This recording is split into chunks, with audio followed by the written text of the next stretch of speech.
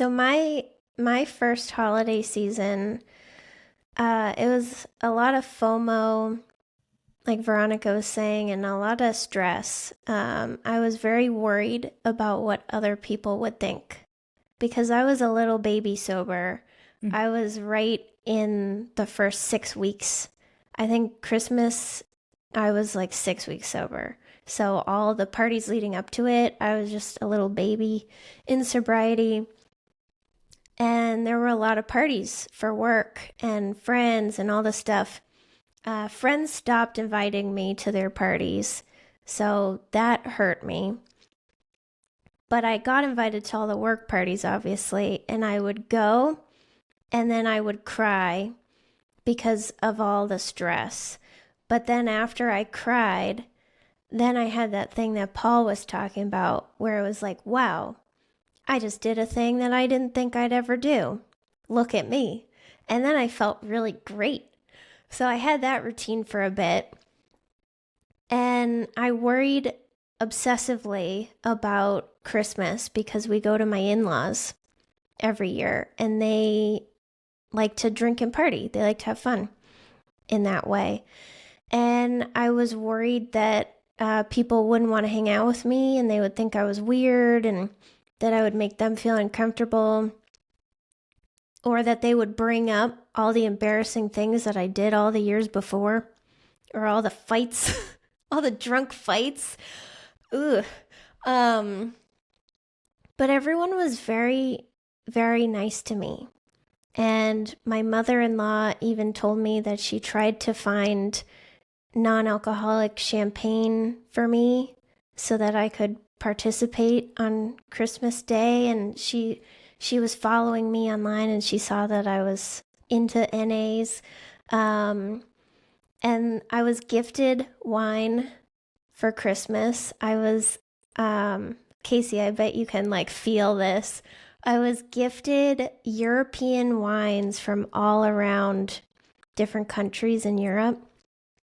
And that was my thing, like the classy, like romanticized part of it.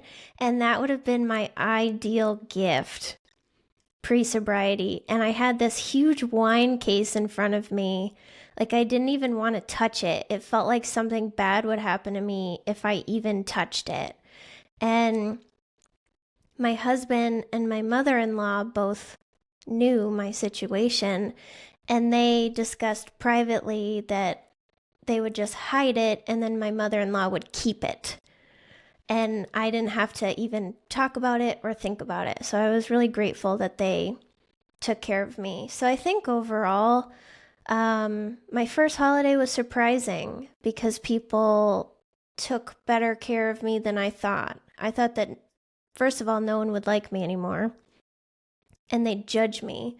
But they were actually really supportive. I didn't even expect people to be neutral. But then here they are being really considerate and kind. And it just made me feel really comfortable. And I got through it and I got some of that confidence. And then I did it again and every year was better. And then I started seeing what drunk people are like Veronica was saying. And it's like, ooh. I don't want any more of that, please. Is that what I actually looked like?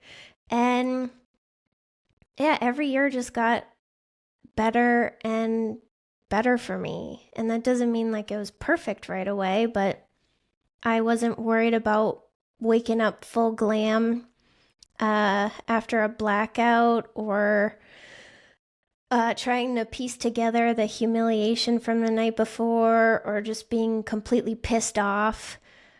Everything was just a little bit easier. I went on walks with my mother-in-law and we actually connected, which was nice. So it was just better in every way. Can I just say, there's something weird that happens when you get sober. You will never win more prizes that are alcohol or get more gifts that are alcohol at the holidays than when you are sober. Like, I swear to God, when I was drinking, I never got free alcohol, ever. And then, like, if I got into a raffle, I will win the wine. Like, I will get, people still give me multiple bottles at Christmas from different... Still? Well, people just don't know, like a new neighbor or that kind of thing. And I don't. I'm just go. Oh, thank you very much. I don't really, put it in the garage and give it to or you gift it to someone. It's just there's a sort of irony about that. Oh, I got one of those. You know those. Hey, create your own cork board out of the million wine bottle corks you get, like a crafting kit. And I was like, oh my God. Because I used to have so many, like, I mean, you drink 8 bottles of wine a night for an entire 2 months. You got a lot of wine bottles, corks. Yeah. Paul, did you ever get alcohol gifts after sobriety? I've received plenty of alcohol gifts. I remember helping a neighbor move one time upstairs, heavy furniture, and he came the next day with a 6-pack. It's like, I'm sober, but hey, I didn't say that. I'm like, oh, thank you so much. I love this. Yeah, no, that's an issue for sure. Yeah, unfortunately, I have had to set the boundary within my family after like 4 or 5 Christmases.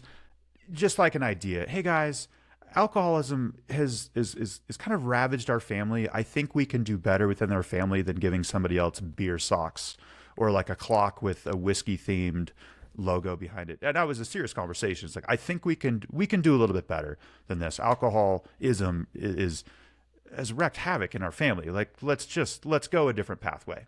So did they get it? They did. Yeah. And a lot of people, they don't think about it. Right. And I understand.